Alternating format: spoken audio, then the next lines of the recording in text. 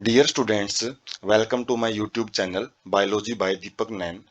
जो one shot series हमने start की है, जिसके अंदर हम एनसीईआरटी बायोलॉजी बुक से जो कंप्लीट चैप्टर हैं उनको एक सिंगल वीडियो लेक्चर में कंप्लीट करेंगे। और जिसकी वजह से वीडियो लेंथ लंबी जरूर रहेगी, लेकिन उसमें जो खास बात रहेगी कि सारा जो चैप्टर का कंटेंट है वो एक ही जगह आपको प्रोवाइड किया जाएगा। और साथ में हम केवल जो इम्पोर्टेंट लाइंस हैं, जो गोल्डन लाइंस हैं एनसीईआरटी की, जो एग्जाम पॉइंट ऑफ व्यू से इम्पोर्टेंट है, केवल उन्हीं को डिस्कस करेंगे। और साथ में इस कंटेंट को आपको साथ साथ में नोट करने की या स्क्रीनशॉट की जरूरत नहीं है, क्योंकि जो पीडीएफ फॉर्मेट है इस वीडियो लेक्चर का, वो आपको डिस्क्रिप्शन बॉक्स में उसका जो लिंक है वो प्रोवाइड किया जाएगा। आज हम 11th क्लास बायोलॉजी से chapter number 10 cell cycle and cell division discuss करेंगे। तो स्टार्ट करते हैं इंट्रोडक्शन से। तो a single cell form large organism. तो जैसे जो जाइगोट हम देखते हैं, हायर ऑर्गेनिज्म एक जाइगोट बनता है फ्यूजन के बाद, फर्टिलाइजेशन के बाद, और उसी से सारा जो जितना भी ऑर्गेनिज्म है, कितने बड़े साइज हो उसका, वो कंप्लीट ऑर्गेनिज्म एक सिंगल सेल से ही बनता है। Growth and reproduction are characteristics of cell. जो सेल हैं वो कैसे ऑर्गेनिज्म को बनाती हैं, वो अपना साइज इंक्रीज करती हैं, और रिप्रोडक्शन का मतलब वो डिवाइड करती हैं। आल सेल रिप्रोड्यूस्ड बाय डिवाइडिंग। जो प्रत्येक सेल है वो कैसे नई सेल बनाती हैं, वो डिवाइड करके बनाती हैं। Give rise to daughter cell. जो दो नई सेल बनती है उनको डाटर सेल बोला जाता है, और प्रत्येक टाइम जैसे वो डिवाइड होती हैं तो दो डाटर सेल वो बनाती जाएंगी। Newly formed daughter cells grow and divide giving rise to the new cell population. जो नई सेल अभी बनी है डाटर सेल्स, वो फिर ग्रो करेंगी, फिर वो वापस डिवाइड करेंगी, और उससे की नई जो पॉपुलेशन है सेल की, वो देखने को मिलेगी। Growth and division allow a single cell to form a structure consisting of millions of cell. और जो ग्रोथ और डिवीजन ही ऐसी प्रॉपर्टी होती हैं सेल की, जिसकी वजह से एक सिंगल सेल है वो एक पूरी कंप्लीट स्ट्रक्चर है वो बना लेती हैं, जिसके अंदर मिलियंस ऑफ सेल्स हैं वो देख सकते हैं। जैसे जो ह्यूमन है, अडल्ट ह्यूमन के अंदर लगभग 10⁻⁴ सेल्स पाई जाती हैं, जो हम काफ़ी बार डिस्कस कर चुके हैं, और वो एक सिंगल सेल से ही बनती हैं। उसके बाद है सेल साइकिल। तो ये सेल साइकिल क्या चीज़ होती है? जैसे आप जो ऊपर पोर्शन देख सकते हैं, इसमें जो सेल हैं वो डिवाइड होती हुई दिख रही हैं। तो सेल साइकिल क्या चीज़ होता है? Sequence of event. इवेंट्स की वो एक लयबद्ध तरीके से एक उनको अरेंज किया गया है, अरेंजमेंट होता है बाय विच सेल डुप्लीकेट, जिसके द्वारा सेल है अपने जिनोम है उसके अंदर जो जेनेटिक मटेरियल है, क्रोमोसोम वगैरह है, उनको डुप्लीकेट उनकी कॉपी तैयार करता है। Synthesize other cell constituent. साथ में क्या करता है, जो अदर अदर कंस्टिट्यूएंट होते हैं, जो अलग अलग ऑर्गेनेलीज होती हैं, उनको वो बनाता है। और साथ और बाद में क्या कर देता है, इवेंचुअली मतलब finally divide into two daughter cells, और लास्ट में जो सेल है वो दो डाटर सेल में डिवाइड हो जाती है। During division of a cell DNA replication and cell growth also take place. जब सेल डिवाइड कर दी होती है तो डीएनए की भी कॉपी बनती हैं, क्योंकि पहले एक सिंगल सेल के अंदर डीएनए था, अब उसको दो सेलों में जाना है तो उसकी कॉपी की जाएगी, डबल उसको बनाया जाएगा। और सेल ग्रोथ भी होती है, उसका साइज में भी ग्रोथ होता है, और एक कोऑर्डिनेट वे में एक मिले जुले रास्ते से, मतलब समन्वय तरीके से ये जो सेल हैं वो डिवाइड करती हैं। DNA synthesise occur only during one specific stage in cell cycle. जो डीएनए सिंथेसिस है, जो डीएनए रेप्लिकेशन है, वो केवल एक पार्टिकुलर स्टेज होती है सेल साइकिल की, जिसको एस फेज हम पढ़ेंगे, उसमें ही होती है। रेप्लिकेटेड जो क्रोमोसोम है डीएनए, जो डीएनए बने हैं अभी, उसको फिर डाटर न्यूक्लियाई के अंदर डिस्ट्रीब्यूट बांट दिया जाता है, किसके द्वारा? By a complex series of events which are under genetic control. तो काफ़ी इवेंट्स हैं, जो अलग अलग इवेंट हम देखेंगे, जैसे माइटोसिस, मियोसिस में प्रोफेज, मेटाफेज, एनाफेज और टीलोफेज, 4 स्टेप्स में रहेंगी। जो मेनली जो वो डिविजन्स होते हैं, वो एक डीएनए को बांटने का ही तरीका है बस। तो जेनेटिक कंट्रोल मतलब ये जीन्स के अंदर ही इन्फॉर्मेशन होती है कि कैसे डाटर सेल में जो क्रोमोसोम है उनको भेजना है। तो यहाँ हम देख सकते हैं सेल साइकिल की जो अलग अलग स्टेज हम पढ़ेंगे। एक इंटरफेज होती है जिसके अंदर G1, S और G2 फेज आ जाती हैं, और कई बार G0 फेज भी होती है जिसके अंदर सेल डिवाइड करना छोड़ देती है, ये भी हम देखेंगे। और उसके बाद एम फेज आ जाती है। एम फेज के जैसे प्रोफेज, मेटाफेज और एनाफेज और टीलोफेज, ये जो अलग अलग स्टेजेस हैं, इन्हीं के अंदर जो हम बात कर रहे थे, जो रेप्लिकेटेड क्रोमोसोम वो डिस्ट्रीब्यूट होता है डाटर सेल्स में। और उसके बाद जैसे ही डाटर सेल में ये न्यूक्लियाई के अंदर, डाटर न्यूक्लियाई के अंदर ये चले जाते हैं जो क्रोमोसोम है, उसके बाद सेल है वो, सेल का जो बाकी का कंटेंट है वो डिवाइड होके जो अलग अलग सेल है वो बना लेती हैं। उसके बाद फिर एक नेक्स्ट साइकिल चलेगा, तो ये साइकिल जो चलता है इसको ही सेल साइकिल हम बोलते हैं। उसके बाद फेजेज ऑफ सेल साइकिल की कौन सी फेज होती हैं? जो एक यूकैरियोटिक सेल होती हैं वो लगभग 24 घंटे में डिवाइड हो जाती हैं। Proper cell division last for only about an hour. जो मेन जो सेल डिवीजन होता है वो तो लगभग 1 घंटे में ही हो जाता है, जबकि जो मेन काम होता है किसका, सेल को प्रिपेयर करने का डिवीजन के लिए, तो 95% जो टाइम है वो इंटरफेज ले लेती हैं। और ये इंटरफेज क्या टाइम होता है, ड्यूरेशन कैन वेरी, और ये ड्यूरेशन है जो टाइम है जो यहाँ पे जैसे 23 घंटे बन रहे हैं, 1 घंटे में यदि सेल डिवाइड करी तो बच के 23 घंटे, वो इंटरफेज के हैं। तो ये जो टाइम है अलग अलग हो सकता है अलग अलग सेल में। जैसे ईस्ट है, ईस्ट के अंदर डिवाइड इन 19 मिनट्स, जो ईस्ट सेल है वो 90 मिनट के अंदर डिवाइड हो जाती है। टू बेसिक फेज होती हैं सेल साइकिल की।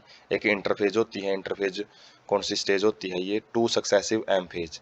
एम फेज हम पढ़ेंगे जो कि रियल जो सेल डिवीजन है इसी फेज में होता है। उससे पहले जो प्रिपरेशन वाली फेज होती है उसको बोलते हैं इंटरफेज, और ये दो जो डिवाइडिंग फेज है उनके बीच का जो टाइम होता है। और ये रेस्टिंग फेज भी बोला जाता है क्योंकि इसके अंदर जो सेल है वो प्रिपेयर कर रही होती है डिवीजन के लिए, मतलब उसको जो डिवाइड होना उसके लिए जो मटेरियल है वो इकट्ठा कर रही होती है। अंडरगो बोथ सेल ग्रोथ, इसी स्टेज के अंदर जो सेल ग्रोथ है वो होती है। सेल का जो साइटोप्लाज्म वगैरह पोर्शन है, अलग अलग ऑर्गेनेलिज हैं, वो अपनी संख्या में बढ़ती हैं। और जो डीएनए रेप्लिकेशन है, डीएनए कॉपी भी एक ऑर्डरली मैनर में इसी फेज में होती हैं। उसके बाद है एम फेज। ये वो जो फेज होती है जिसके अंदर जो सेल है एक्चुअली में डिवाइड होती हैं, और या माइटोसिस इसके अंदर होती है, माइटोसिस या मियोसिस। और ये किससे शुरू होती है, न्यूक्लियर डिवीजन से। न्यूक्लियर पहले न्यूक्लियस डिवाइड होएगा और उसके बाद जो corresponding to separation of daughter chromosome, जिसके अंदर जो डाटर के क्रोमोसोम्स हैं वो अलग अलग चले जाएंगे, जिसको कैरियोकाइनेसिस बोलते हैं। काइनेसिस मतलब ब्रेकडाउन, कैरियो मतलब सेपरेशन भी बोल सकते हैं काइनेसिस को, कैरियो मतलब न्यूक्लियस। और लास्ट में एंड विथ किसके साथ एंड हो जाती हैं, डिवीजन ऑफ साइटोप्लाज्म। जो साइटोप्लाज्म है वो डिवाइड हो जाता है, जिसको हम क्या बोलते हैं, साइटोकाइनेसिस। तो कैरियोकाइनेसिस और साइटोकाइनेसिस दो भाग होते हैं एम फेज के। तो यहाँ से एक डिटेल्ड व्यू हम देख सकते हैं। जो जी नोट फेज है वो सेल डिवीजन के अंदर जाती हैं, तो उसके बाद अलग अलग स्टेज चलती हैं, प्रोफेज, मेटाफेज, ये प्रोफेज, मेटाफेज, एनाफेज और टीलोफेज। उसके बाद जो सेल कंटेंट है वो डिवाइड होता चला जाता है। तो एनिमल साइकिल यहाँ पे काफ़ी डिटेल में है, और इतना डिटेल वैसे एक एक्स्ट्रा पॉइंट ऑफ व्यू से ये पिक आपके सामने है। तो यदि आप इसमें पढ़ना चाहो तो अलग अलग जो स्टेजेस में होने वाले जो इवेंट्स हैं वो हम वैसे आगे के आगे पढ़ेंगे भी, लेकिन एक सिंगल पिक में जो अलग अलग इवेंट्स हैं वो यहाँ पे शो कर रखे हैं, वो आप पढ़ सकते हैं। उसके बाद इंटरफेज के बारे में पढ़ते हैं। इंटरफेज के 3 डिस्टिंक्ट फेज होती हैं, 3 फेजेज में इसको डिवाइडेड किया गया है। G1 फेज, ये क्या फेज होता है, interval between mitosis and initiation of DNA replication. ये माइटोसिस और डीएनए रेप्लिकेशन के बीच की स्टेज को बोला जाता है G1 phase. In which cell is metabolically active, जिसके अंदर जो सेल है, मेटाबॉलिकली का मतलब उसके अंदर रिएक्शंस हैं वो चलती रहती हैं और लगातार वो ग्रो करती जाती हैं।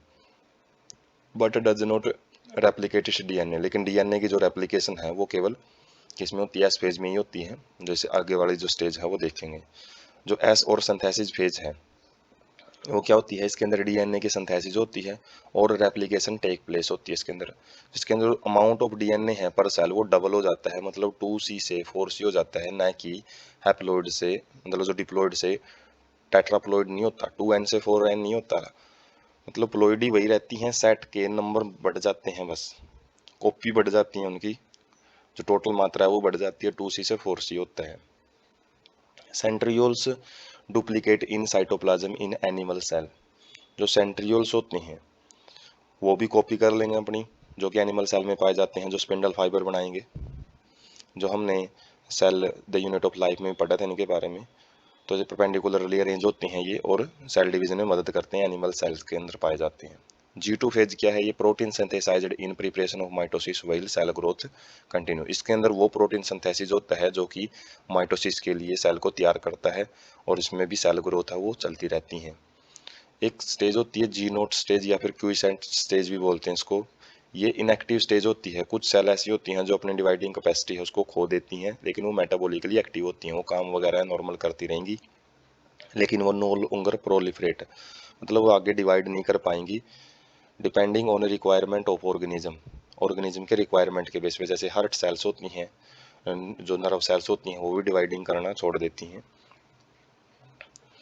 तो यहाँ पे हम जो इंटरफेज स्टेज है उसको देख सकते हैं, जिसके अंदर जो खासकर एस फेज है, इसके अंदर ज़्यादा जो कंटेंट है क्रोमोसोम्स का वो बहुत ज़्यादा हाइयर हो जाता है, और ये न्यूक्लियस है और बाहर की जो सेल है वो सेल मेम्ब्रेन का काम करती है। मतलब सेल मेम्ब्रेन के अंदर जो न्यूक्लियर मेम्ब्रेन न्यूक्लियस है, न्यूक्लियस के अंदर जो मटेरियल है वो डबल होता है और सेल है वो ग्रो करती रहती है नॉर्मली। उसके बाद M phase, number of chromosome in parent and progeny cell is same. तो इस माइटोसिस फेज की, माइटोसिस हम जो पढ़ेंगे इसमें, इस पार्ट में, तो उसमें जो क्रोमोसोम नंबर है वो सेम रहता है पेरेंट्स में और डाटर जो प्रोजेनी है उनकी सेल के अंदर। तो इक्वेशनल डिवीजन भी इसको बोला जाता है, तो इसलिए इसको इक्वेशनल डिवीजन भी, क्योंकि इक्वल रहते हैं क्रोमोसोम नंबर। और ये सबसे ड्रामेटिक पीरियड, मतलब बिल्कुल एक क्रूशियल पीरियड होता है सेल साइकिल का, मेन इवेंट है यहीं पे होते हैं। In animal mitotic cell division is seen in not only diploid somatic cells but also haploid cell divide by mitosis. तो ये केवल सोमैटिक जो नॉर्मल सेल्स होती हैं, दो प्रकार की सेल होती हैं किसी भी इंडिविजुअल में। एक सोमैटिक सेल जो नॉर्मल शरीर में पाई जाती हैं पूरे शरीर में, जैसे हार्ट की सेल, किडनी की सेल, जो ये नॉर्मल सोमैटिक सेल होती हैं। जर्म सेल्स होती हैं कुछ जो गैमेट बनाती हैं, जो रिप्रोडक्शन में पार्टिसिपेट करती हैं। तो सोमैटिक सेल्स में तो होती है माइटोसिस, लेकिन कुछ जीव ऐसे होते हैं जिनके अंदर गैमेटोजेनेसिस में, वैसे गैमेटोजेनेसिस में सबसे ज़्यादा जो प्रोसेस होती है वो मियोसिस होती है, जो इसके बाद वाले हम पार्ट में देखेंगे। लेकिन मेल हनी भी ऐसे जीव हैं जिन जो माइटोसिस से गैमेटोजेनेसिस करते हैं, गैमेट बनाते हैं, क्योंकि वो खुद हैप्लॉइड होते हैं, सिंगल सेट होता है उनके पास क्रोमोसोम का। Plant can show mitotic division in both haploid and diploid cell during alternation of generation.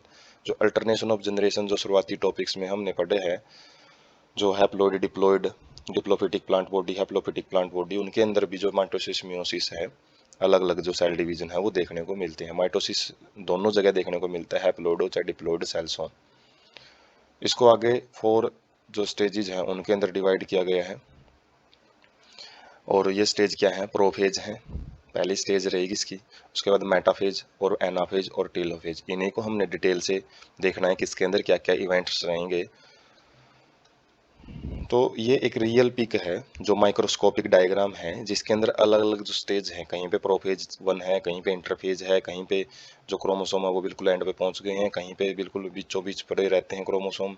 तो ये अलग अलग जो स्टेजेज हैं वो एक रियल माइक्रोस्कोपिक डायग्राम से भी आप देख सकते हैं, जैसे यहाँ पे इनके नाम लिखे गए हैं। जैसे इंटरफेज एक स्टेज है, उसके बाद मेटाफेज है, क्रोमोसोम्स बने हुए हैं। जो क्रोमोसोम हम यदि अच्छे ढंग से देखना चाहें तो मेटाफेज स्टेज में ही दिखते हैं, जबकि इंटरफेज में वो बस दागों के रूप में पड़े रहते हैं, ठीक ढंग से नहीं दिखाई देते।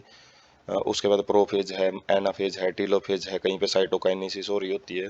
तो अलग अलग जो हम ग्रुप ऑफ सेल जब देखते हैं, जो कि माइटोसिस देखा जाता है ओनियन टिप के अंदर, ये एक्सपेरिमेंट भी आता है, लैब के अंदर किए जाते हैं। तो उसमें जब हम सेल को देखते हैं तो काफ़ी सारी जो अलग अलग स्टेज हैं वो देख सकते हैं अलग अलग सेल्स में। तो सबसे पहली स्टेज है prophase, first stage of karyokinesis. Karyokinesis का मतलब न्यूक्लियर डिवीजन की सबसे पहली स्टेज है, न्यूक्लियस जिसमें डिवाइड होना शुरू होंगे। Of mitosis follows S phase, S phase के बाद में आती है, and G2 phase of interphase. S phase और G2 फेज, एस के बाद G2 फेज आती है, और G2 के बाद ये जो माइटोसिस की पहली स्टेज है, प्रोफेज स्टेज, वो आती है। तो इसके अंदर जो मेन करेक्टरिस्टिक्स इवेंट्स हैं वो क्या देखने को मिलेंगे। जो क्रोमोसोमल मटेरियल है वो कंडेंस होएगा। कंडेंस का मतलब वो झुंड बनाएगा एक जगह पे, कॉम्पैक्ट स्ट्रक्चर बनाएगा। पहले वो धागे के रूप में बिखरा पड़ा था, अब वो एक जगह पे इकट्ठा होएगा, जिसे माइटोटिक क्रोमोसोम बनेंगे। और जो एंटेंगल्ड, एंटेंगल का मतलब एक दूसरे में उलझ जाते हैं। Chromosome composed of 2 chromatid attached at centromeres, जो क्रोमोसोम्स हैं वो 2 क्रोमेटिड्स के साथ अटैच हो जाते हैं, 2 क्रोमेटिड्स की फॉर्म में अटैच होते हैं सेंट्रोमेयर के साथ, जो अलग अलग हमने इसे पिछले चैप्टर में डिस्कस किया था। जो सेंट्रोमेयर की पोजीशन के बेस पे जो क्रोमोसोम है, तो जो क्रोमेटिड्स होती हैं वो सेंट्रोमेयर के साथ आके अटैच होंगी। और centrosomes begins to move towards the opposite pole and radiates out microtubules called asters. जो सेंट्रोसोम्स हैं वो जो सेल डिवीजन में पार्टिसिपेट करेंगे एनिमल सेल में पाए जाते हैं, वो क्या करेंगे, अपोजिट पोल में अलग अलग सिरों पे चले जाते हैं। पहले वो एक ही जगह थे, डिवाइड होके अलग अलग जगह पे जाएंगे, और जिसमें से कुछ जो रेडिएट्स का मतलब है, उनमें से कुछ जैसे लाइट निकलती है किसी पॉइंट से, तो ऐसी माइक्रोट्यूब्यूल छोटे छोटे फाइबर्स उनसे निकलने लगेंगे, जिसको एस्टर बोला जाता है, asters. Two aster together with spindle fibres form a mitotic apparatus. दो एस्टर किसके साथ अटैच होंगे, टुगेदर विद स्पिंडल फाइबर, ऐसे ही धागे जैसी स्ट्रक्चर्स बनाएंगे ये दो एस्टर मिलके, जो कि माइटोटिक अपरेटस का काम करेगी। माइटोटिक अपरेटस का मतलब माइटोसिस में काम आने वाले जो भी अलग अलग स्ट्रक्चर हैं उसको अपरेटस बोलते हैं। Cell do not show Golgi complexes endoplasmic reticulum and nucleolus and nuclear envelope. तो इस स्टेज में ये खास बात होती है, सेल के पास ना कोई गोल्जी कॉम्प्लेक्स मिलेगा, ना एंडोप्लाज्मिक रेटिकुलम, ना कोई न्यूक्लियोलस, और न्यूक्लियर एनवलप भी यहाँ पे अब्सेंट हो जाता है, डिसइंटीग्रेट हो जाता है। जो हम रियल पिक है वो देख सकते हैं प्रोफेज की। तो प्रोफेज के अंदर क्या स्टेजेस रहेंगी वो हम देख सकते हैं। जैसे ये इन क्रोमेटिन बिखरे पड़े थे, उसके बाद ये क्रोमोसोम बना लेते हैं, अलग अलग क्रोमोसोम्स हम देख सकते हैं। एक्स शेप्ड की जो स्ट्रक्चर हैं, सिस्टर क्रोमेटिड्स हैं, ये सेंट्रोमेयर है, ये न्यूक्लियोलस रीजन है। तो ये अलग अलग जो स्ट्रक्चर है, न्यूक्लियर मेम्ब्रेन है, वो डिसी इंटीग्रेट हो जाती हैं, और जो जितना भी मटेरियल है वो, और ये देख सकते हैं हम जो ये सेंट्रोसोम्स बोल रहा है, जो अलग अलग ये जो स्ट्रक्चर देख सकते हैं, इससे जो धागे से निकल रहे हैं स्पिंडल फाइबर्स होते हैं, और ये अलग अलग पोल पे चले जाते हैं इस स्टेज के अंदर, प्रोफेज के अंदर। उसके बाद है मेटाफेज। मेटाफेज में जितने भी जो क्रोमोसोम हैं coming to lie at equator connected by its kinetochore to spindle fibres from opposite pole. जो अपोजिट पोल पे सेंट्रोसोम गए हुए हैं वहां से स्पिंडल फाइबर्स मतलब धागे जैसी स्ट्रक्चर आएंगी। जो धागे जैसी स्ट्रक्चर्स हैं वो काइनेटोकोर एक कंस्ट्रिक्शन होता है जो कि क्रोमोसोम पे पाया जाता है, सेंट्रोमियर से थोड़ा सा अलग होती है स्ट्रक्चर, और इन काइनेटोकोर के साथ ये स्पिंडल फाइबर अटैच होके इनको एक इक्वेटर, बिल्कुल भूमध्य रेखा जो बिल्कुल सेंटर होता है उसके ऊपर ले जाते हैं सारे क्रोमोसोम्स को एक लाइन में। मेटाफेज प्लेट बनती है, plane of alignment of chromosome. Chromosome एक लाइन में अरेंज हो जाते हैं, जिसकी वजह से एक स्ट्रक्चर जो बनती है उसको मेटाफेज प्लेट बोलते हैं। Complete disintegration of nuclear envelope, और यहाँ पे कुछ चेंजेस क्या रहेंगे कि जो न्यूक्लियर मेम्ब्रेन है वो टोटली डिसइंटीग्रेट हो जाएगी, बिल्कुल डैमेज हो जाती है, खत्म हो जाती है। Chromosomes are spread through the cytoplasm of the cell. जो क्रोमोसोम है वो पूरी सेल के अंदर फैल जाते हैं।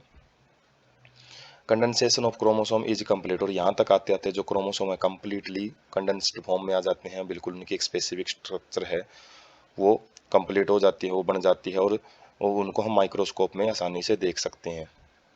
Morphology of chromosome is most easily studied, और यहीं से इसी स्टेज के अंदर जो हम मॉर्फोलॉजी का मतलब एक्सटर्नल जो स्टडी है, बाहर से कैसा दिखाई देता है क्रोमोसोम, वो आसानी से हम पढ़ सकते हैं, उसको समझ सकते हैं। Chromosome is made up of two sister chromatids held together by centromere, और यहाँ पे जो क्रोमोसोम दिखाई देता है वो दो सिस्टर क्रोमेटिड होती हैं उसके पास, जो बीच में सेंट्रोमेयर से चिपकी होती हैं।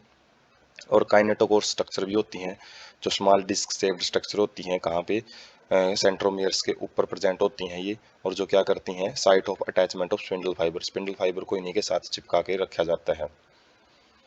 Chromosome moved into position at the centre of cell, और यहाँ पे जो क्रोमोसोम है वो सेंटर में आ जाते हैं, जैसे ऊपर मेटाफेज प्लेट बनाएंगे तो इक्वेटर पे आ जाते हैं। तो जिप से कैसे समझेंगे, जैसे क्रोमोसोम है वो बिल्कुल एक लाइन में आ जाते हैं, एक सिंगल लाइन में, इसी को मेटाफेज प्लेट बोला जाता है, यही मेटाफेज प्लेट होती हैं। और जो अब ये कंटेंट है ये न्यूक्लियस साइटोप्लाज्म में आता है, और यहाँ पे हम देख सकते हैं एक सेंट्रोसोम ये है, एक सेंट्रोसोम ये है, यहाँ से धागे जैसी जो स्ट्रक्चर्स आ रही हैं वो क्या है, स्पिंडल फाइबर्स हैं, और वो काइनेटोकोर के साथ अटैच होते हैं। तो मेटाफेज प्लेट का बनना ही मेटाफेज स्टेज का एक इम्पोर्टेंट फीचर होता है, और इसी के अंदर हम क्रोमोसोम को बिल्कुल अच्छे ढंग से देख सकते हैं माइक्रोस्कोप के अंदर भी। उसके बाद एनाफेज स्टेज, ये थर्ड स्टेज रहेगी माइटोसिस की, जिसके अंदर each chromosome arranged at metaphase plate is split simultaneously. तो जो क्रोमोसोम है एक प्लेट के ऊपर अरेंज हुए थे तो वो टूटने शुरू हो जाते हैं, बीचों बीच टूटेंगे वो काइनेटोकोर रीजन से, मतलब जो काइनेटोकोर जो सेंट्रोमियर है उससे वो अलग अलग हो जाते हैं, सिस्टर क्रोमेटिड है वो सेपरेट हो जाती हैं। Two daughter chromatids begin migrate, और जो डाटर क्रोमेटिड्स बनी अब ये क्रोमोसोम से, वो माइग्रेट मतलब वो चलना शुरू कर देती है किसकी तरफ, जो अपोजिट पोल हैं जहाँ पे वो सेंट्रोमियर्स हैं उनको खींचना शुरू कर देते हैं। As each chromosome moves away from equatorial plate, जो एक लाइन बनी थी बिल्कुल मेटाफेज प्लेट में, उस लाइन से वो अलग अलग अपोजिट डायरेक्शन में जाना शुरू कर देते हैं।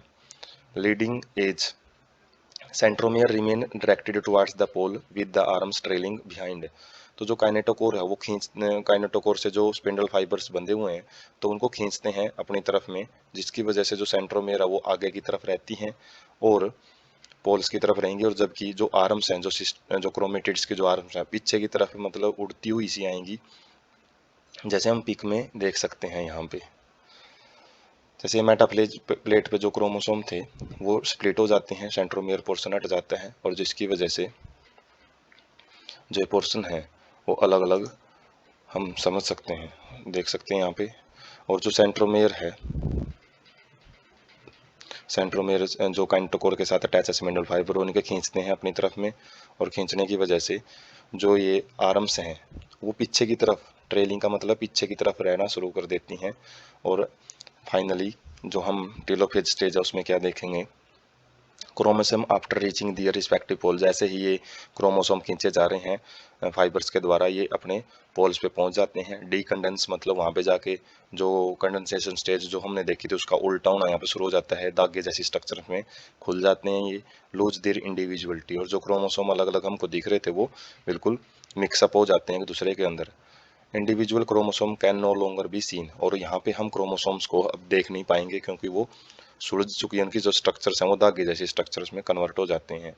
Each set of chromatin material tends to collect at each of two poles, जो प्रत्येक सेट है क्रोमेटिन मटेरियल्स का वो tends to collect at each of the two poles, वो इकट्ठा हो जाता है दोनों पोल्स के ऊपर।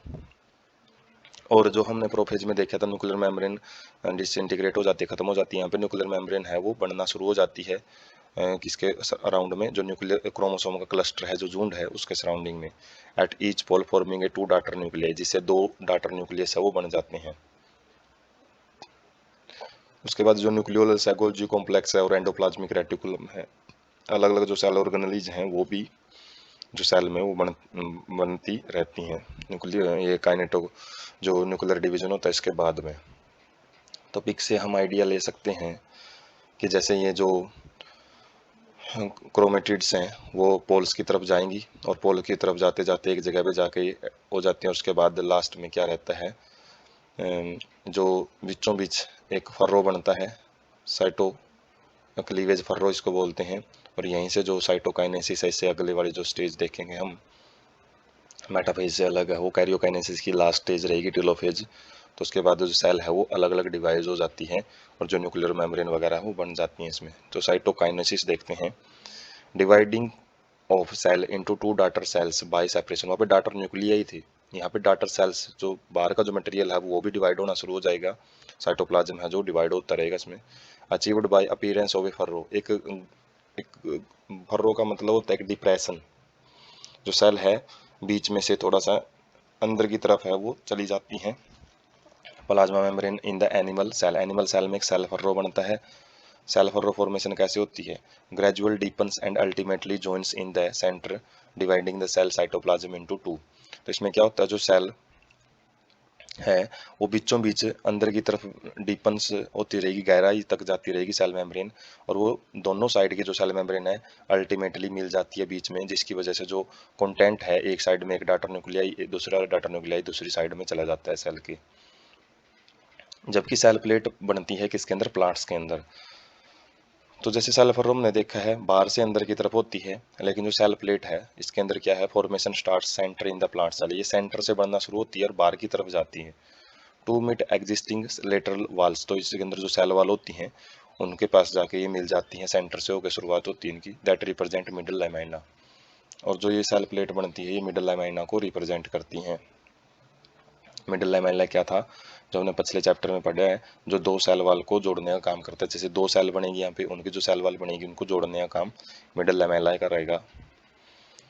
Eight time of cytoplasmic division organelles like mitochondria plastid get distributed. जब सेल डिवीजन होता है तो जो माइटोकॉन्ड्रिया वगैरह है, प्लास्टिड हैं, जो कि फिजन के द्वारा बनते हैं, अपनी संख्या बढ़ाते हैं, तो ये भी डॉटर सेल्स में डिवाइड कर दिए जाते हैं, भेज दिए जाते हैं, बांट दिए जाएंगे। मतलब एक सिनसिटिज्म कंडीशन होती है। ये क्या होती है? मल्टी न्यूक्लिएट कंडीशन होती है, जिसमें क्या होता है, जो न्यूक्लियस है वो तो डिवाइड कर जाते हैं, कैरियोकाइनेसिस तो हो जाती है, लेकिन साइटोकाइनेसिस प्रोसेस वहाँ पे नहीं होती, जिसकी वजह से सेल एक ही रहती है, न्यूक्लियस उसमें डिवाइड होते रहेंगे, जिसकी वजह से मल्टी न्यूक्लिएट कंडीशन पाई जाती है।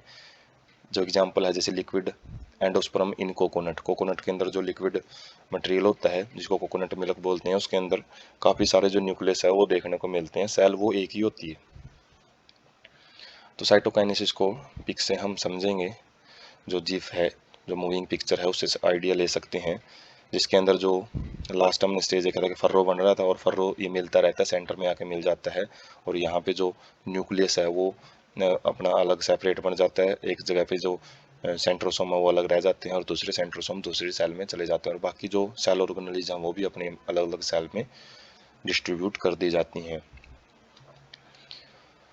उसके बाद एक ओवरव्यू पॉइंट्स का और डायग्राम्स का हम यहाँ से ले सकते हैं। प्रोफेज में नॉर्मल सेल होती है, इसके अंदर जो स्पिंडल फाइबर्स हैं, जो सेंट्रोसोम्स हैं वो पोल्स पे चले जाते हैं, डिसइंटीग्रेशन होना शुरू हो जाता है किसका? न्यूक्लियर मेम्ब्रेन का। और उसके बाद प्रो मेटाफेज का मतलब मेटाफेज से पहले की जो स्टेज होती है, जिसके अंदर थोड़ा जो क्रोमोसोम्स हैं और कंडेंसेशन होंगे और उनकी जो मूवमेंट है वो सेंटर की तरफ चली जाती है। जो पॉइंट हमने डिस्कस किए हैं वही है ये, तो यहाँ से एक ओवरव्यू हम ले सकते हैं। उसके बाद एक मेटाफेज प्लेट बनेगी, मेटाफेज के अंदर एनाफेज में जो प्लेट के ऊपर जो क्रोमोसोम थे वो डिसइंटीग्रेट हो जाएंगे, और उसके बाद अलग अलग जो क्रोमेटिड्स हैं, अलग अलग जो पोल्स हैं उनकी तरफ जाना स्टार्ट हो जाएंगी। टेलोफेज के अंदर क्या है, जो डिसइंटीग्रेशन था प्रोफेज के अंदर प्लाज्मा मेम्ब्रेन का, वो दोबारा से फॉर्म होना स्टार्ट हो जाएगी, दो न्यूक्लियस बन जाएंगे। और साइटोकाइनेसिस में क्या रहता है, जो सेल हैं वो अलग अलग डिवाइड हो जाती हैं। और जो रियलिस्टिक पिक हैं, जो माइक्रोस्कोपिक डायग्राम है, वो हम नीचे से एक व्यू ले सकते हैं इनका।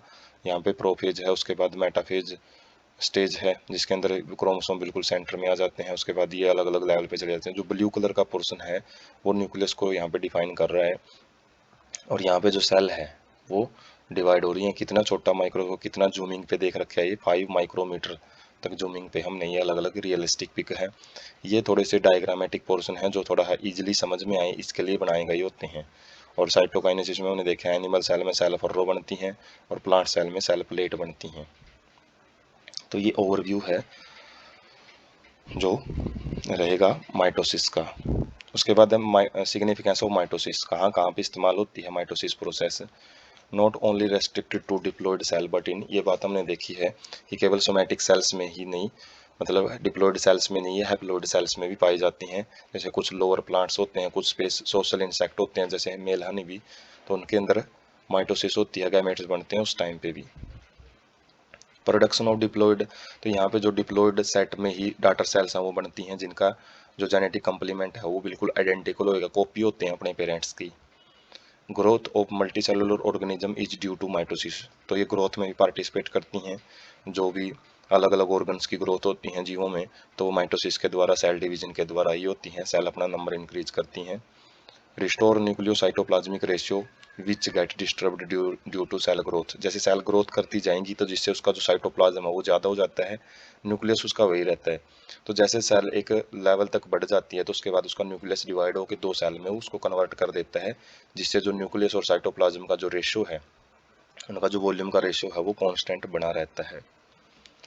Very significant contribution in cell repair, तो सेल रिपेयर जब सेल डैमेज हो जाती है तो नई सेल को बनाने में भी बहुत इंपॉर्टेंट रोल प्ले करती हैं। Cells of upper layer of epidermis, cells of lining of gut, the blood cells are being constantly replaced, जो हमारे बॉडी की जो सेल होती हैं वो लगातार रिप्लेस कर दी जाती हैं।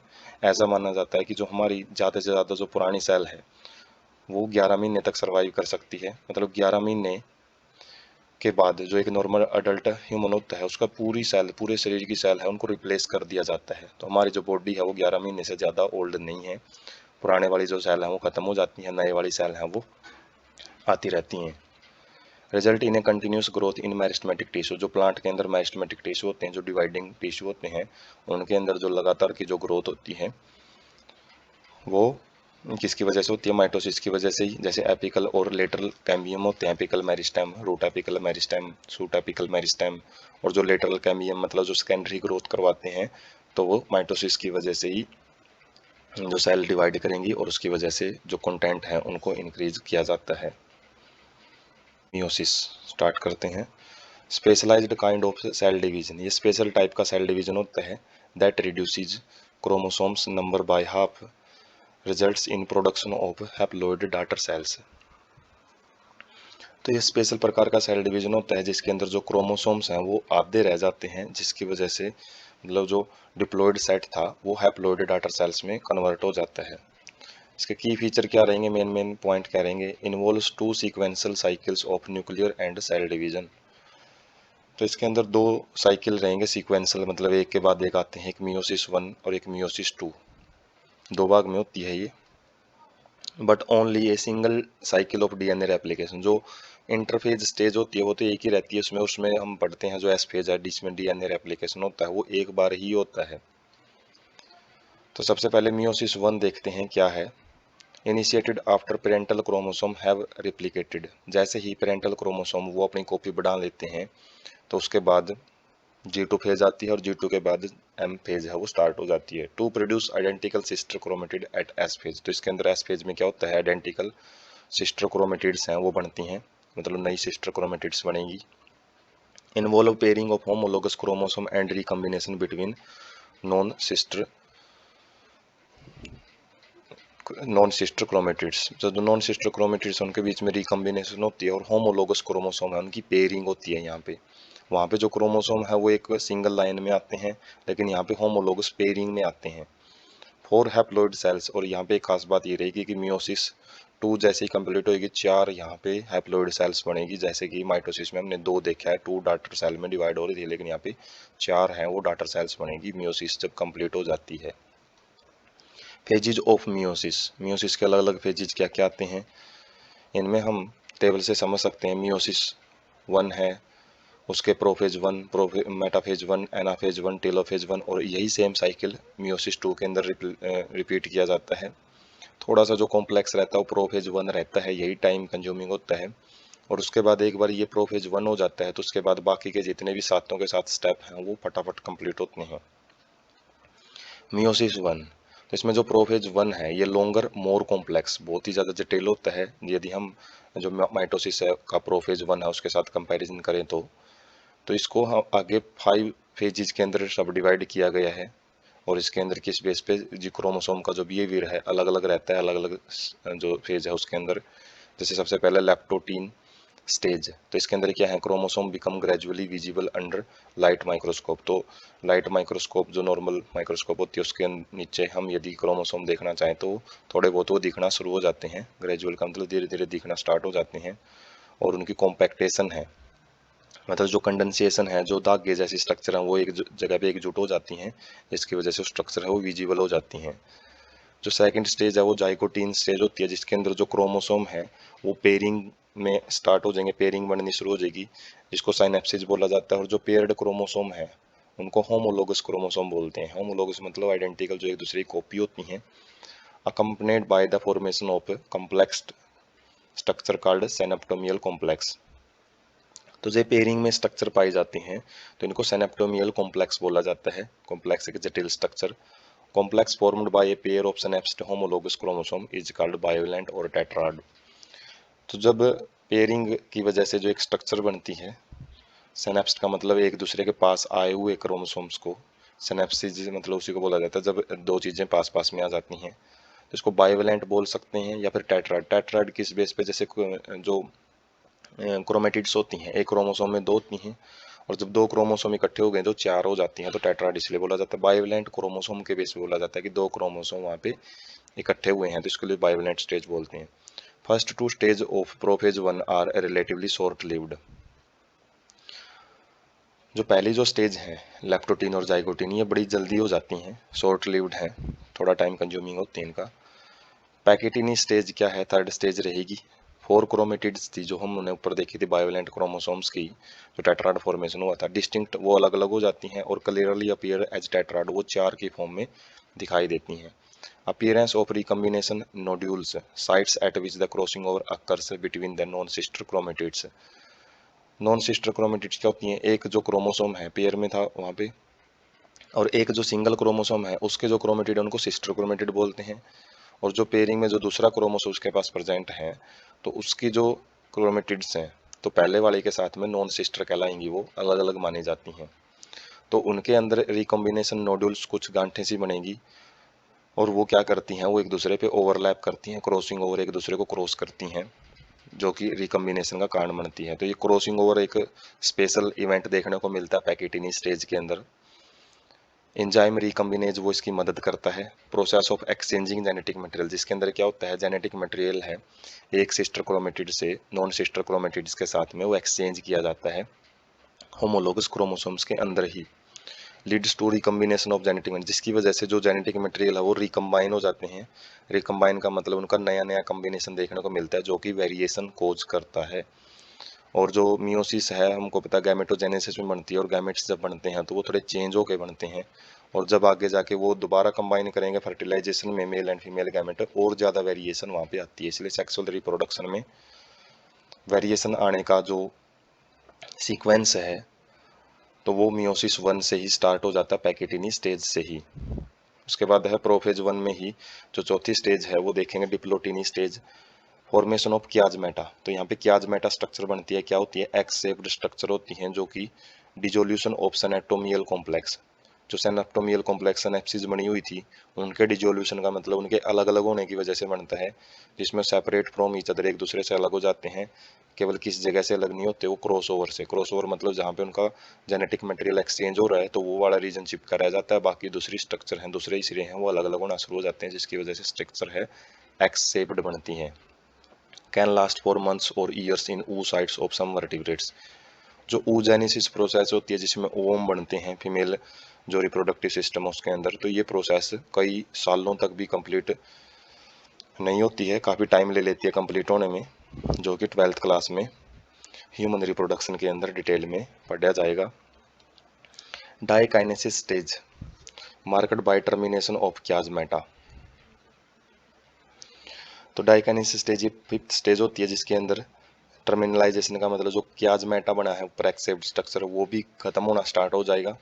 During this phase chromosomes are fully condensed, और यहाँ पे जो स्टेज ऐसी है जहाँ पे जो कॉम्पैक्टेशन है क्रोमोसोम्स की वो कंप्लीट हो जाती है, और मियोटिक स्पिंडल्स इज असेंबल्ड। जो मियोटिक स्पिंडल फाइबर्स हैं वो चिपकना शुरू हो जाते हैं, किसके पास, होमोलोगस क्रोमोसोम्स के साथ अटैच हो जाते हैं, जिसमें सेपरेशन के लिए उनको तैयार किया जाता है। न्यूक्लियोलस है जो न्यूक्लियर जो डेंस रीजन होता है न्यूक्लियस के अंदर, जो कि साइट होता है आरएनए सिंथेसिस की, तो वो भी यहाँ पे डिसअपियर होना स्टार्ट हो जाएगा, और जो न्यूक्लियर मेम्ब्रेन है वो भी टूट जाएगी, छोटे छोटे टुकड़ों में डिसइंटीग्रेट हो जाती है। Diakinesis represent transition to metaphase. Diakinesis का मतलब है दो न्यूक्लियस का होना, और वो एक है ट्रांजिशन स्टेज, थोड़े टाइम के लिए रहती है, और उसके बाद मेटाफेज स्टेज है वो स्टार्ट हो जाती है। मेटाफेज 1 जो स्टेज है, उसके बाद जो ये 5 जो स्टेजेज हमने पढ़ी हैं इनको डायग्राम से समझेंगे। जैसे लेप्टोटीनी है, उसके बाद जाइगोटीनी है, उसके बाद पैकेटीनी, डिप्लोटीनी और डाइकाइनेसिस। तो यहाँ पे फर्स्ट स्टेज की खास बात क्या होती है, प्रोफेज बिगिंस, क्रोमोसोम्स हैं वो कंडेंस्ड होना स्टार्ट हो जाते हैं, उसके बाद इनके ग्रुप बनने शुरू हो जाएंगे। ग्रुप में रहेंगी ये जो क्रोमेटिड्स हैं, ये क्रोमोसोम्स हैं, होमोलोगस पेयर्स हैं, ठीक है, अलग अलग, लेकिन एक कलर अलग अलग कलर से रिप्रेजेंट कर रखे हैं। ये जो रेड कलर है वो सिस्टर क्रोमेटिड एक की है, दूसरे की ब्लू कलर की रिप्रेजेंट करके। तो यहाँ पे साइनेप्सिस या सिनेप्टोमियल कॉम्प्लेक्स बनता है पेयरिंग से। उसके बाद क्रॉसिंग ओवर होती है। क्रॉसिंग ओवर में जैसे ब्लू कलर का जो पोर्शन है, एक क्रोमोसोम है, दूसरा क्रोमोसोम है, पेयरिंग में ही है, होमोलोगस पेयरिंग में। इसमें क्या होता है, एक्सचेंज होता है जेनेटिक मटेरियल का। और वो एक्सचेंज कैसे होता है, एक की जो आर्म है दूसरे के ऊपर चली जाती है, तो ब्लू कलर का कुछ पोर्शन है वो रेड पे आ जाता है, और रेड का पोर्शन ब्लू पे चला जाता है। तो क्रॉसिंग ओवर होती है पैकेटिनी स्टेज में। डिप्लोटिनी स्टेज में एक एक्स शेप्ड स्ट्रक्चर बनती है, क्याजमेटा फॉर्मेशन होता है, और क्याजमेटा विजिबल बाइवेलेंट, वो बाइवेलेंट मतलब दो क्रोमोसोम का बना हुआ दिख सकता है। और उसके बाद जो क्याजमेटा है वो हटना शुरू हो जाता है, यहाँ से एक्सेप्ट स्ट्रक्चर है वो टर्मिनलाइज हो जाएगी, और उसके बाद न्यूक्लियर मेम्ब्रेन है वो डिसइंटीग्रेट हो जाती है डाइकाइनेसिस स्टेज में। डाइकाइनेसिस मतलब 2 न्यूक्लियस टाइप की जो स्टेज है वो देखने को मिलती है। उसके बाद जो ओवरव्यू है हम ले सकते हैं प्रोफेज 1 का, जिसके अंदर जो ये क्रॉसिंग ओवर होती है ये मेटाफेज स्टेज में होती है वैसे। और यहाँ पे हम देख सकते हैं ब्लू कलर का कुछ पोर्शन इस पे आ जाता है पर्पल कलर पे, और पर्पल कलर का कुछ पोर्शन है वो ब्लू कलर वाले क्रोमोसोम पे चला जाता है। ये होमोलोगस क्रोमोसोम मतलब पेयरिंग में प्लेट बनती है, जो वो आगे भी देखेंगे मेटाफेज प्लेट में। और एक कियाजमेटा जो बना है एक्स शेप्ड स्ट्रक्चर, वो कैसे बना हुआ है, जो एक क्रोमोसोम है उसका एक सिरा एक साइड में चला जाता है, और जिस साइड से पेयरिंग हो रही है उनकी आपस में, तो वो वाला पोर्शन एक साइड पे उनको चिपकाए रखता है। तो यहाँ पे अलग अलग कलर देख सकते हैं, एक का पर्पल कलर है और दूसरे का जो थोड़ा ग्रीनिश कलर है वो, तो अलग अलग क्रोमोसोम को वो रिप्रेजेंट करते हैं। तो ये एक एक्स शेप्ड स्ट्रक्चर है, वो उसका 3D व्यू आपको दिखा रखा है, जो बनता है किसके अंदर, फोर्थ स्टेज के अंदर। उसके बाद है मेटाफेज 1, एनाफेज 1, टेलोफेज 1। ये इनके अंदर कुछ स्पेशल करेक्टरिस्टिक्स वही हैं जो मेटाफेज में हमने पढ़ी थी, तो इसलिए ये जल्दी जल्दी हो जाती हैं। मेटाफेज 1 के अंदर क्या है, bivalent chromosome aligns on equilateral plate. तो बायोवेलेंट क्रोमोसोम मतलब जोड़ों में जो क्रोमोसोम है वो अलाइन हो जाते हैं इक्वेटोरियल प्लेट के ऊपर, एक मेटाफेज प्लेट बनती है। लेकिन यहाँ पे जो खास बात है वो क्रोमोसोम पेयर में पाए जाएंगे। Microtubules from opposite poles of spindle. जो माइक्रोट्यूब्यूल्स हैं, जो छोटे छोटे जो धागे जैसे स्ट्रक्चर्स हैं, वो अपोजिट पोल्स पे बननी स्टार्ट होंगी, स्पिंडल फाइबर बनना स्टार्ट होंगे। और जो स्पिंडल फाइबर्स हैं वो होमोलोगस क्रोमोसोम्स के काइनेटोकोर जो रीजन होता है सेंट्रोमियर के ऊपर, उनके साथ अटैच होते हैं। एनाफेज 1, ये होमोलोगस क्रोमोसोम्स इसके अंदर क्या होते हैं, वो सेपरेट होना स्टार्ट हो जाते हैं, while sister chromatids remain associated eight there centromere. जबकि जो सिस्टर क्रोमेटिड्स होती हैं वो एसोसिएट नहीं होंगी, यहाँ पे स्प्लिट नहीं होंगी। जो माइटोसिस में हमने देखा था सिस्टर क्रोमेटिड्स अलग अलग हो जाती हैं, लेकिन सिस्टर क्रोमेटिड्स यहाँ पे एक साथ में जाएंगी। मियोसिस 1 की बात जो हम करेंगे उसके अंदर। टेलोफेज में क्या रहेगा, जो न्यूक्लियर मेम्ब्रेन है, न्यूक्लियस है, ये रिपेयर होना स्टार्ट हो जाएंगी, साइटोकाइनेसिस होएगी, follows dyad of the cell, मतलब दो ग्रुप बनाएंगी सेल का जिसको डायड बोला जाता है। Chromosome do undergo some dispersion, chromosome भी हो सकता है थोड़े बहुत डिस्पर्ज हो जाए, वहाँ पे डिकंडेंस्ड हो जाएं, but do not reach extremely extended state of interphase nucleus. लेकिन यहाँ पे टोटली डीकंडेंसेशन नहीं होता है, क्योंकि इसके बाद इनको नेक्स्ट वाली जो मियोसिस 2 है उसको भी शुरू करना होता है। उसके बाद इंटरकाइनेसिस, ये क्या होती है, शॉर्ट लिव्ड स्टेज होती है किसके बीच में, दो जो मियोटिक डिविजन्स हैं उनके बीच में, मियोसिस 1 और मियोसिस 2 के बीच में छोटा सा जो टाइम इंटरवल होता है उसको इंटरकाइनेसिस बोलते हैं। इस केस के अंदर कोई भी डीएनए है उसका रेप्लिकेशन नहीं होता है, और रेप्लिकेशन जो होना था वो इंटरफेज में ही हो लेता है इसे मियोसिस से पहले। और उसके बाद interkinesis is followed by prophase 2, और इंटरकाइनेसिस के बाद जो स्टेज शुरू होती है वो प्रोफेज 2 होती है। इनका पिक एक साथ इकट्ठा देखेंगे हम बाद में लास्ट एक स्लाइड में। मियोसिस 2 क्या है, prophase 2 initiated immediately after cytokinesis before chromosome have fully elongated. तो इसके अंदर क्या होएगा, ये आफ्टर जो साइटोकाइनेसिस यहाँ पे हो भी सकती है नहीं भी हो सकती है। तो साइटोकाइनेसिस होने के बाद जो क्रोमोसोम्स हैं वो इलोंगेट होंगे, यहाँ पे कॉम्पैक्टेशन है दोबारा होगी, न्यूक्लियर मेम्ब्रेन दोबारा डिसअपियर होना स्टार्ट हो जाएगी, और जो chromosome again become compact, condensation है जो क्रोमोसोम्स की वो बिल्कुल सेपरेट हो जाती है। तो मियोसिस 2 है ना माइटोसिस जैसे ही होती है, तो जो स्टेजेस हैं वो सेम ही रहती हैं यहाँ पे माइटोसिस वाली। जैसे मेटाफेज 2 के अंदर जो क्रोमोसोम है वो इक्वेटर पे आएंगे, और माइक्रोट्यूब्यूल्स हैं वो अपोजिट पोल्स से आएंगे स्पिंडल फाइबर्स के पास आके, वो काइनेटोकोर्स रीजन है जो सिस्टर क्रोमेटिड्स का। तो यहाँ पे जो मेटाफेज प्लेट बनेगी ना वो एक सिंगल क्रोमोसोम्स ले लाइन की बनेगी। तो ये थोड़ी सी यहाँ पे अलग बात है जो कि माइटोसिस से मिलती जुलती है। और यहाँ पे जो सिस्टर क्रोमेटिड्स हैं वो सेपरेट होंगी एनाफेज 2 के अंदर। जो यहाँ पे क्या गया, splitting of centromeres of each chromosome, प्रत्येक जो क्रोमोसोम है उसकी जो सिस्टर क्रोमेटिड्स हैं वो सेपरेट हो जाती हैं, सेंट्रोमियर है वो टूट जाता है बीच में से, allowing them to move towards opposite pole of the cell, जिसकी वजह से जो क्रोमेटिड्स हैं वो अलग अलग पोल पे जो सेंट्रोमियर हैं सेंट्रोसोम्स उनके साथ जाके वो अटैच हो जाती हैं by shortening of microtubule attach to the kinetochores. तो जो माइक्रोट्यूब्यूल्स हैं जो स्पिंडल फाइबर्स हैं वो छोटे होते रहते हैं, जिसकी वजह से सिस्टर क्रोमेटिड्स को वो अलग अलग पोल पे जाके लेके चले जाते हैं।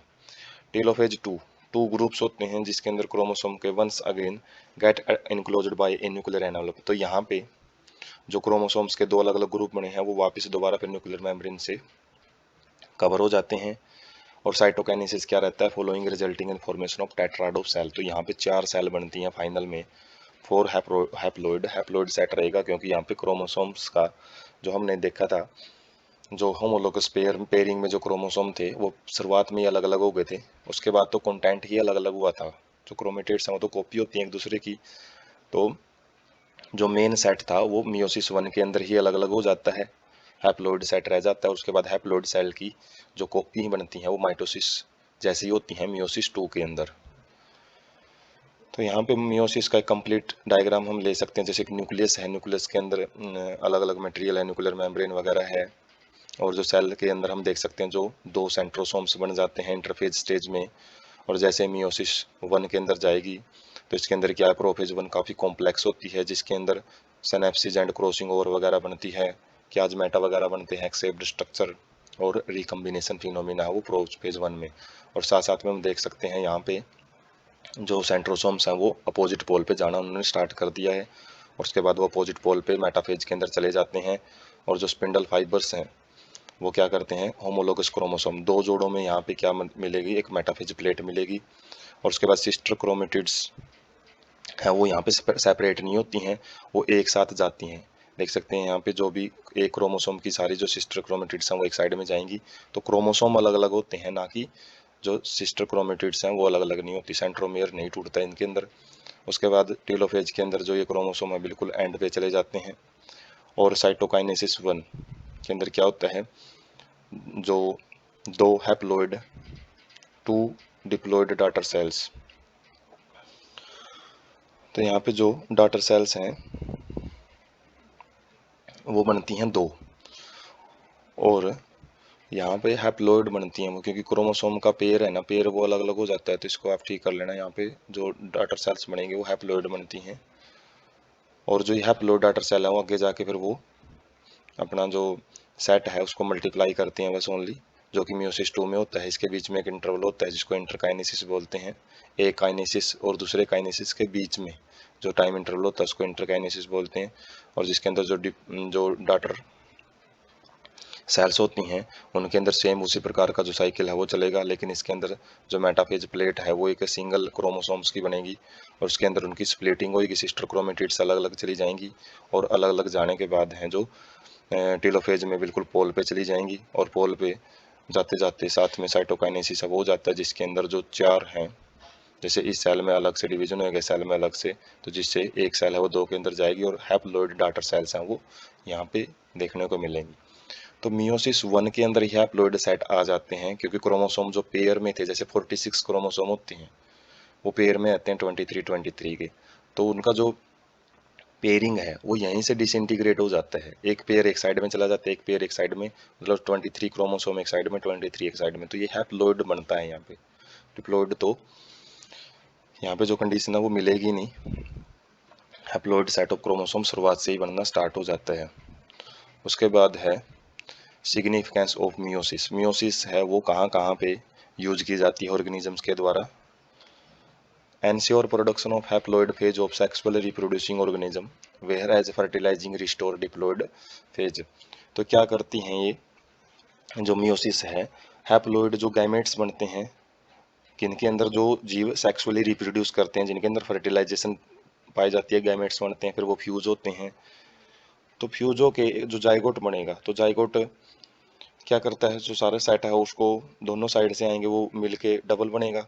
तो डबल से पहले ही उसको अलग अलग कर लिया जाता है, आधा बना लिया जाता है, हैप्लोइड सेट बना लिया जाता है गैमेटोजेनेसिस के अंदर ही।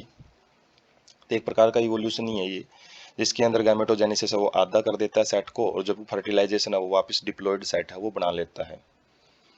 Leads to the formation of haploid gametes in plants and animals. तो कहाँ पे यूज होती है ये हैप्लॉइड जो गैमेट्स बनते हैं, मेल और फीमेल गैमेट्स, जो सिंगल सेट क्रोमोसोम का लिए होते हैं, तो उसमें मियोसिस का इंपॉर्टेंट रोल रहता है। Although process result in reduction of chromosome number by half, but वैसे तो यदि देखें तो क्रोमोसोम का जो नंबर है वो आधा रह जाता है, लेकिन conservation of specific chromosome number is sexually reproducing organism. तो इसी की वजह से जो सेक्सुअल रिप्रोड्यूसिंग ऑर्गेनिज्म है उनके अंदर जो क्रोमोसोम का नंबर है वो कंजर्व रहता है। जो कैसे, यदि गैमेटोजेनेसिस में हैप्लॉइड क्रोमोसोम नहीं बनेंगे, हैप्लॉइड सेट नहीं बनेगा, तो फर्टिलाइजेशन होगी। अब यदि डिप्लॉइड के अंदर डिप्लॉइड ही गैमेट बने, तो आगे से भी एक डिप्लॉइड गैमेट ही आएगा फ्यूजन होने के लिए, और फ्यूजन होते ही क्या बन जाएंगे, वो टेट्राप्लॉइड कंडीशन बनेगी। उसके बाद ऑक्टाप्लॉइड, उसके बाद ज़्यादा से ज़्यादा जो 16, फिर 32। तो ये जो क्रोमोसोम नंबर है हर जनरेशन में बढ़ते चले जाएंगे, ये एक जैसे नहीं रह सकते।